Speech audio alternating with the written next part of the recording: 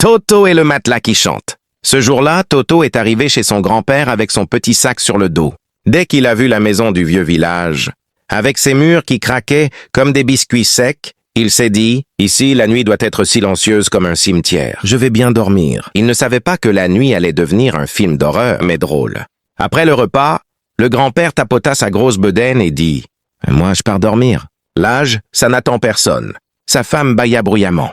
Et allons, la nuit commence à nous pousser. Toto, lui, décida de rester au salon, roulé dans une petite couverture. Il était fier. Et aujourd'hui, je dors comme un grand. À minuit, les choses étranges commencèrent. À peine, Toto ferma-t-il les yeux qu'il entendit un bruit venant de la chambre du grand-père. Le matelas faisait un son bizarre.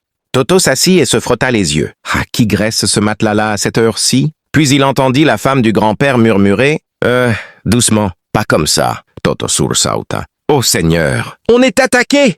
Il se mit à ramper jusqu'à la porte comme un espion mal entraîné. Il colla son oreille contre la porte, mais celle-ci grinça comme si elle se plaignait aussi. Dans la chambre, le matelas continuait de gémir et la femme répétait « Pas comme ça, pas comme ça. Toto panica totalmente. Ça y est, c'est sûr. Grand-mère se bat avec un démon. Ou bien le matelas veut la manger. » À un moment, il y eut un grand « BAM !» puis un silence total. Toto ne cligna plus des yeux jusqu'au matin. Il n'osa même plus respirer normalement. Si je dors, le démon va venir m'attraper aussi. Au lever du soleil, Toto se leva avant même les poules. Il alla droit à la cuisine et trouva la femme du grand-père en train de chauffer le thé, calme, comme si rien d'étrange ne s'était passé pendant la nuit. Toto tira une chaise, s'assit, la regarda droit dans les yeux et dit « Grande-mère, on doit parler !» Elle sourit. « Oh, parler de quoi, mon enfant ?» Toto posa ses deux mains sur la table comme un homme politique. « Hier nuit, pourquoi tu criais comme ça alors que grand-père dormait paisiblement? Moi, j'ai tout entendu jusqu'au réveil du coq. C'est quoi le problème? Le matelas vous faisait mal? » La femme du grand-père s'étouffa avec sa salive. Elle devint toute rouge et ne sut plus où poser les yeux. À ce moment précis, le grand-père entra dans la cuisine en se grattant la tête. Toto se tourna vers lui. « Pépère, si ton matelas est cassé, faut le dire. Parce que franchement, grand-mère souffrait là-dedans.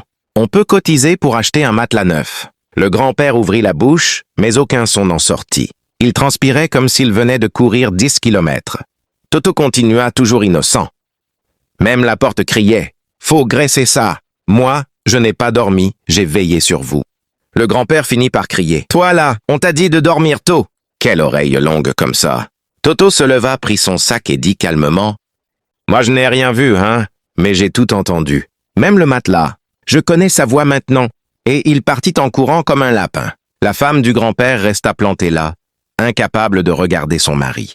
Le grand-père, honteux, murmura « Ce garçon-là, il faut le renvoyer chez ses parents. » Et Toto, au loin, cria « Changez le matelas d'abord. »